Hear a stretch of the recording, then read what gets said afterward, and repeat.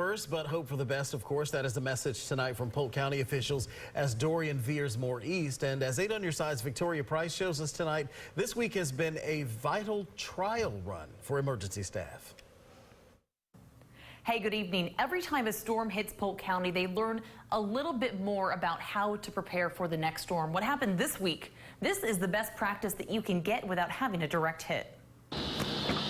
Dave Rounds has made multiple trips to the store this week, only this time he's picking up more than just non-perishables. I made sure I topped off my gas tank.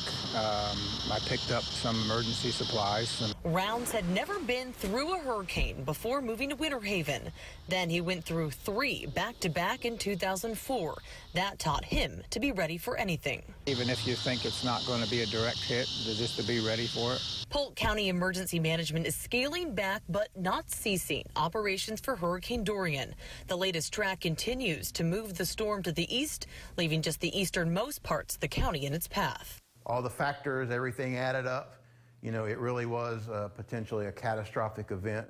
Emergency Management Director Paul Womble says mobilizing for Dorian allowed them to practice some of the lessons learned during Hurricane Irma. That includes improvements to the county's special needs response, something Womble felt needed to be stronger.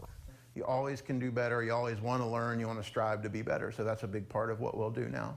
And with tropical storm winds and lots of rain potentially in the forecast, Polk County knows they're not out of the woods just yet. I never take for granted that it's not going to change direction again. And again, because the easternmost portions of Polk County are still within the storm's projected path, the Polk County Emergency Command Center, they're going to remain open until at least Tuesday. Reporting in Polk County, Victoria Price, 8 on your side.